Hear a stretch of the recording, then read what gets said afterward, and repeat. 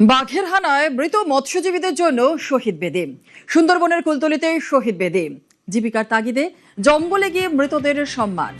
বাঘের হানায় মৃতদের শহীদদের মর্যাদা। মৎস্যজীবী সংগঠনের উদ্যোগে এবার শহীদ বেদি।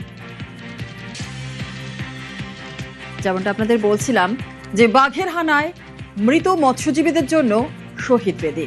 সুন্দরবনের কুলতলিতে শহীদ বেদি। জীবিকার তাগিদে জঙ্গলে গিয়ে যারা মারা যান মৃতদের সম্মান। এবার বাঘের হানায় মৃতদের শহীদদের মর্যাদা। মৎস্যজীবী সংগঠনের উদ্যোগে শহীদ বেদি।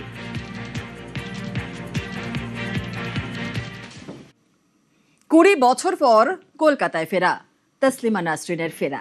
রবীন্দ্র সদনে লেখিকাকে সংবর্ধনা।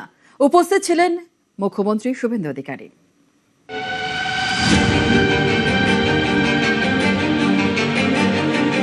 কলকাতা, এত বছর আমি তোমাকে প্রশ্ন করেছি, আমি তোমার কি ক্ষতি করেছিলাম।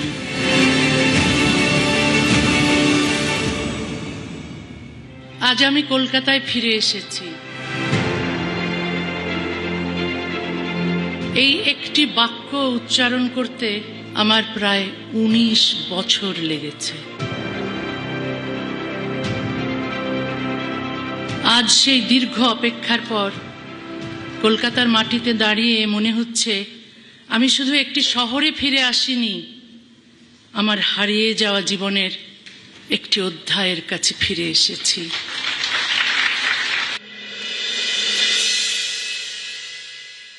ইতিহাস যেমন মনে রাখে কারা দরজা বন্ধ করেছিল, ইতিহাস তেমনি মনে রাখে কারা দরজা খুলেছিল।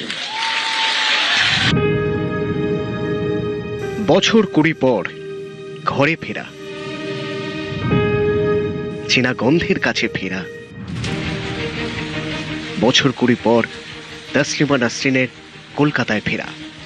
2 দশক পর ফের প্রিয় শহরে, ফের কলকাতার মঞ্চে।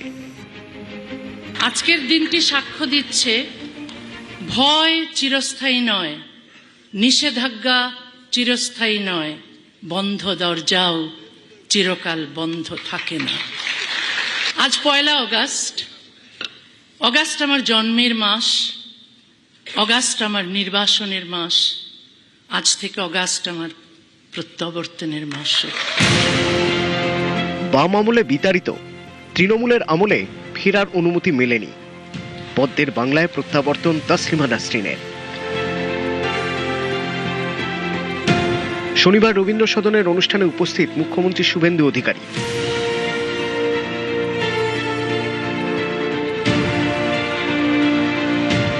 পশ্চিমবঙ্গে সবার আসার সুযোগ রয়েছে, সবার কথা বলার বাক স্বাধীনতা রয়েছে এবং আজকে অত্যন্ত প্রিয় সম্মানীয় লেখিকা তসলিমা নাসরিন মহোদয়া এই বঙ্গভূমিতে গতকাল পদার্পণ করেছেন, আজকে কর্মসূচি করছেন। এটার মধ্য দিয়ে প্রমাণিত হয়েছে এখানে কোনো ভাবে ধমক চমক, দেখে নেব, আটকে দেব, এসব জিনিস অতীত হয়ে গেছে। পশ্চিমবঙ্গে আপনি স্বাগত। একবার নয়, আপনি যখনই মনে করবেন বারে বারে আসবেন। সুরক্ষিত পশ্চিমবঙ্গে আপনাকে নিরাপত্তা দেওয়ার দায়িত্ব রাজ্যের মুখ্যমন্ত্রী তথা পুলিশ মন্ত্রী শুভেন্দু অধিকারীর। 20 বছর পর ঘরে ফেরা, চোখে জল, গলায় আবেগ, সবকিছু কলকাতার জন্য। এক বাংলায় আমার জন্ম, আরেক বাংলায় হারিয়ে যাওয়া ঘর খুঁজে পেয়েছিলাম। আমি এমন একটা দিনের স্বপ্ন দেখি যেদিন কোনো লেখককে তার লেখার জন্য পুলিশের পাহারায় চলতে হবে না, কোনো মুক্ত চিন্তককে সত্য উচ্চারণের অপরাধে দেশ ত্যাগ করতে হবে না। আমার নিরাপত্তার দায়িত্ব নেওয়ার জন্য মাননীয় মুখ্যমন্ত্রী ও পশ্চিমবঙ্গ সরকারের প্রতি আমি আন্তরিকভাবে আবারও কৃতজ্ঞ। কৃতজ্ঞতা আনুগত্যের চুক্তি নয়। আমি কোনো রাজনৈতিক দলের হয়ে এখানে কথা বলতে আসিনি, কোনো দলকে পরাজিত করতেও আসিনি। তসলিমা নাসরিন লিখেছিলেন মেয়েবেলার কথা, লজ্জার কথা, যা বাংলাদেশের মৌলবাদীদের সহ্য হয়নি। দেশ ছাড়তে হয়েছিল তসলিমাকে, শুরু হয়েছিল নির্বাসিত জীবন। ঘর খুঁজে পেয়েছিলেন ভালোবাসার শহর কলকাতায়, কিন্তু কলকাতা তাকে রাখতে পারেনি। 2007 সালের 22শে নভেম্বর পশ্চিমবঙ্গ সরকার আমাকে কলকাতা ছাড়তে বাধ্য করেছিল।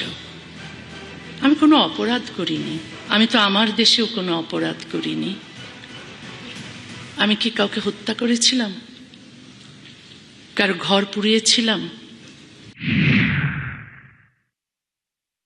যে বিধান নারীকে পুরুষের যৌন দাসী হিসেবে গণ্য করে, অমুসলিমকে ঘৃণা করে, ইসলামের সংস্কারক বা সমালোচককে হত্যা করে, সেই বিধানকে প্রশ্ন করতেই হবে।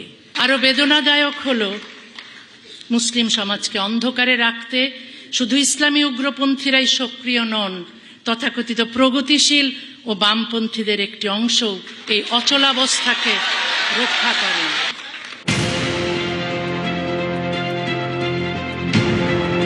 তাসলিমাকে সংবর্ধনার আসরে রবীন্দ্র সদনে বসেছিল চাঁদের হাট।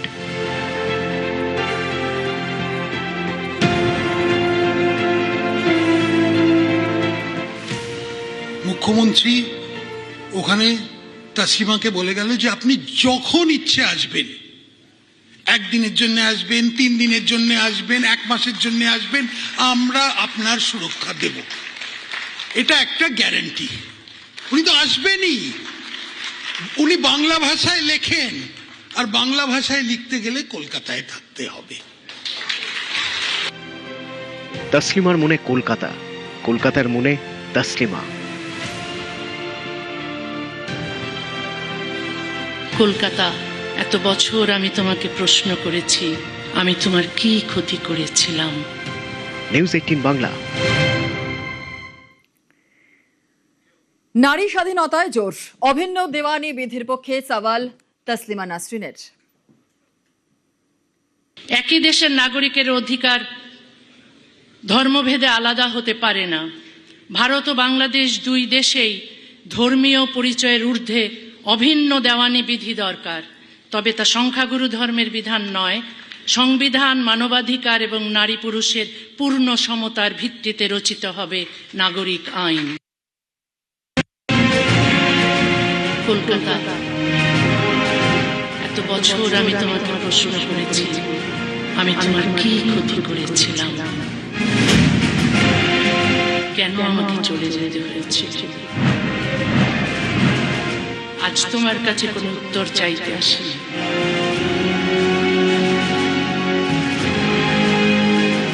আজ শুধু বলতে এসেছি, আমি ফিরে এসেছি।